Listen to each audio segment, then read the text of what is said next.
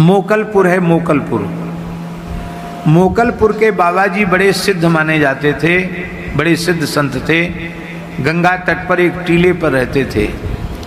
ठीक रात को 12 बजे मगर पर बैठकर गंगा जी आई, एक बालिका के रूप में, और मोकलपुर वाले बाबा जी से बोली कि बाबा टीला छोड़ दो और लोगों को समझा दो, इस क्षेत्र को खाली कर दें, क्योंकि कल मैं इस टीले को बहाऊंगी। तो बाबा रात को 12 बजे ही चिल्लाए, भागो भागो भागो, छोरी आई छोरी आई, ऐसे बोलते थे गंगा जी को। छोरी आई सवे ले जाएगी, सवे ले जाएगी, छोरी आई छोरी आई। लोगों ने सोचा ऐसी बावरे से चिल्लाए रहे हैं, महात्मा की बात पर ध्यान नहीं दिया। जो लोग भाग गए कि सिद्ध पुरुष है यहां से भाग जाओ, तो भाग जाना चाहिए, वो तो बच गए। और बाकी जो लोग उनकी बात नहीं माने वो सब के सब सबको गंगा जी बहा ले गई। नाम निशान तक गांव का खत्म हो गया।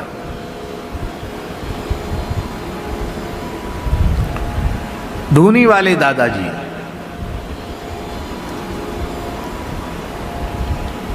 मूल पुरुष धूनी वाले दादाजी श्री स्वामी केशवानंद जी महाराज उच्च कोटि के सिद्ध पुरुष थे। नर्मदा जी में खेड़ी घाट की बात है, भयंकर बाढ़ आई, बहुत भयंकर बाढ़। कहते हैं कि ऐतिहासिक बाढ़ थी वो, माने इतनी अधिक बाढ़ कभी नर्मदा जी में आई नहीं, कम से कम 100-150 साल में तो नहीं आई। कहाँ कितनी ऊंचाई पर खेड़ी घाट, जो जहां धुनी वाले दादाजी का स्थान है, वहां तक गंगा जी। लोग घबरा गए, तमाम सैकड़ों गांव जलमग्न हो गए, हाहाकार मच गया। तो लोग धुनी वाले दादाजी के पास आए, बोले दादाजी बचाओ नर्मदा जी से। तो बोले दादाजी मोड़ी पांव पर वे आ रही है। क्या बोले? वहां की भाषा में मोड़ी पांव पर वे आ रही, माने मेरे पैर छूने आ रही है। मोड़ी पांव पड़ेगी और चली जाएगी, चिंता मत करो, पर मोड़ी आएगी तो मोड़ी को कछू तैयारी तो रखो।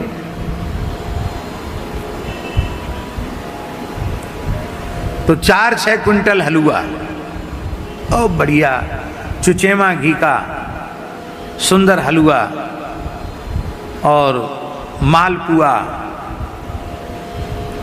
ये सब खूब बढ़िया सामग्री, बहुत बड़ी मात्रा में सामग्री बनाने का आदेश दिया। और कपड़ा लत्ता और थाल के थाल भर के सिंदूर, रोली, अबीर, गुलाल, सब पुष्प। और गंगा नर्मदा जी आई, जैसे ही दादाजी के दोनों पैरों का स्पर्श किया जल घटने लग गया।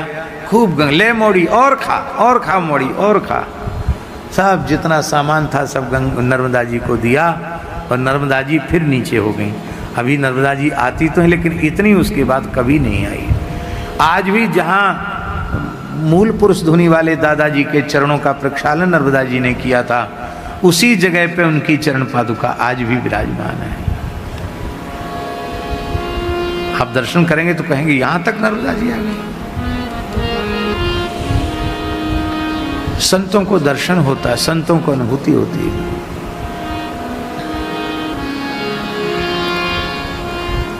ये धूनी वाले दादाजी शिवरूप ही थे।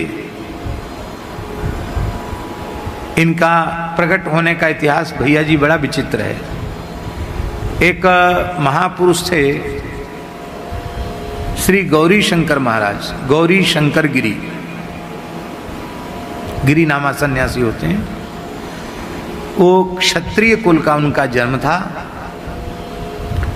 और अफगानिस्तान के थे। वो अफगानिस्तान तक सब हिंदू ही थे, वर्णाश्रम व्यवस्था थी, अफगानिस्तान के थे। वो जन्म से ही शिव भक्त थे। तो शिवजी के प्रत्यक्ष दर्शन की व्याकुलता जगी तो अफगानिस्तान से पैदल चल करके घूमते फिरते हुए उज्जैन आए।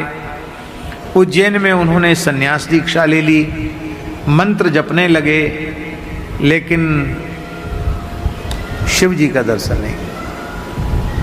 तब संतों ने कहा कि नर्मदा जी की परिक्रमा करो, नर्मदा जी सबकी इच्छा पूरी करती हैं। तब आप नर्मदा जी की परिक्रमा करने लगे पैदल। शिव नाम जपते हुए नर्मदा जी की परिक्रमा करने लगे। उनके साथ बहुत से साधु लग गए परिक्रमा में, और धीरे धीरे बड़ी जमात हो गई उनकी। और 3 वर्ष 3 महीना और 13 दिन वाली परिक्रमा, एक परिक्रमा, इस विधान से उन्होंने परिक्रमा आरंभ की। और ऐसी ऐसी 18 परिक्रमाएं की। कितनी? अब हम तो हिसाब किताब में बड़े कमजोर हैं, आप लोग बताओ कि 3 वर्ष 3 महीना 13 दिन में एक परिक्रमा हुई, तो वो 3 महीना और 13 दिन छोड़ दो, मोटा मोटा ही हिसाब लगा लो, 3 वर्ष वाला हिसाब, तो 18 तिया कितना हुआ? 54 वर्ष। अब झूठ बोले तो ये जाने भाई इन्होंने हिसाब लगा के बताया 54 वर्ष। 54 वर्ष तक नर्मदा जी की परिक्रमा करते रहे, शिव जी का दर्शन नहीं। मन में बड़ी ग्लानि भई कि हम इतने अधम पापी हैं कि हमको भोले बाबा आते ही नहीं। इतनी ग्लानि हुई कि बचपन से परिक्रमा, बुढ़ापा आने वाला है। महान योगी थे वो, महान सिद्ध थे, तमाम सिद्धियां हो गई थी उनको। नर्मदा जी की परिक्रमा के बारे में एक मान्यता है, एक परिक्रमा निष्काम भाव से करे तो साधु हो जाता है, दूसरी परिक्रमा करे तो सिद्ध हो जाता है, और तीसरी परिक्रमा करे तो परमहंस हो जाता है। ऐसी प्रसिद्धि है नर्मदा जी की परिक्रमा के बारे में। इन्होंने तो 18 परिक्रमा करी। तो नाम भूल रहे हैं नर्मदा जी का, जहाँ बहुत गहरी नर्मदा जी हैं। इस समय मैं नाम भूल रहा हूँ उस जगह का। वहाँ आप जमात छोड़ के आधी रात को साईं खेड़ा की बात है, और आधी रात को जमात को छोड़ करके और जीवित नर्मदा जी में जल समाधि लेने की इच्छा से गए। अब शिव जी नहीं मिलते तो अब जीवित नहीं रहूंगा। 54 वर्ष बहुत होते हैं। अब वहां नर्मदा जी में अगाध जल है, अगाध था नहीं नर्मदा जी की। और वो जब नर्मदा जी में कूदे तो उनको घोंटू तक पानी। उनको आश्चर्य हुआ कि यहाँ तो पानी में था नहीं थी, यहाँ घोंटू तक पानी कैसे है। अब चलते चलते 20 धार में पहुंच गए, सब जगह घोंटू तक पानी। बोले नर्मदा जी कोई लीला कर रही है। तब तक उनको लगा कि मेरी उंगली पकड़ के किसी ने खींची, ऐसे कन्नी उंगली पकड़ के, और मुड़ के देखा तो एक लाली उंगली पकड़ के खींच रही है, एक कन्या उंगली पर। तो अरे कौन हो तुम? तो बोले इससे तुम्हें क्या प्रयोजन है, मैं कौन हूं? बोले ये बताओ मरने के लिए क्यों जा रहे हो? कहा हमारा काम पूरा न हुए तो मरेंगे नहीं तो और क्या करेंगे? कहा देखो मेरी बात मान जाओ, जीवित जल समाधि का निश्चय मत करो। तो थोड़े दुखी थे। बोले क्यों मान जाए तुम्हारी बात, तुम कौन हो? तो मुस्कुरा कर बोली मैं नर्मदा हूं। अच्छा तुम नर्मदा हो, तो अपने स्वरूप का दर्शन कराओ। जैसे ही का स्वरूप का, नर्मदा जी अपने दिव्य स्वरूप में प्रकट हो गई। आपने नर्मदा जी के चरण पकड़ लिए। बोले तुम्हें खबर नहीं है, तुम्हारी जमात में साक्षात भगवान शिव चल रहे हैं। कढ़ाई मांजते हैं, रसोई बनाते हैं, पंगत फेरते हैं। बरसों से शंकर जी तुम्हारे यहां हैं, बरसों हो गए। कौन है हमारे यहां शिव जी? बोले वो केशवानंद अवधूत है ना, वो साक्षात भगवान शिव हैं। तब इनके मन में आ जी वो पागल जैसा साधु वो शंकर जी हैं। तब ध्यान में आया कि हाँ 17-18 वर्ष उनको जमात में हो गए हैं। पहले तो बड़ी गरीबी थी, जब से वो आए हैं तब से बड़ी रिद्धि सिद्धि है, साधु भी बढ़ गए हैं। और 4 बजे भी जमात चलना है तो हलवा पूड़ी तैयार, पता नहीं यह तो चमत्कार तो है कुछ न कुछ। तो नर्मदा जी बोली भ्रम में मत पड़ो, साक्षात शिव जी हैं। तो फिर तुरंत वहां से वापस चले।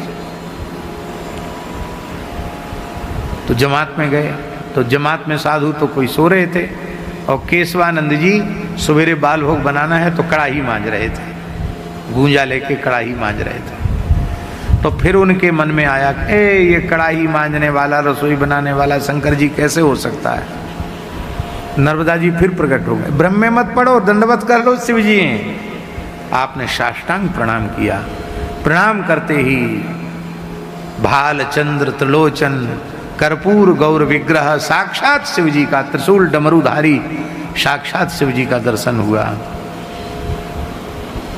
बोले तुम्हारी भक्ति से रीझकर मैं तुम्हारी सेवा में लगा था। बोले बस अब काम हो गया, तुमने हमको पहचान लिया और हमने तुमको पहचान लिया, भेद खुल गया, अब हम जाते हैं। और वो अंतर्धान हो गए, वहां से चले गए। फिर कुछ काल बाद प्रकट हुए, वही धुनी वाले दादाजी हुए जिनकी धुनी खंडवा में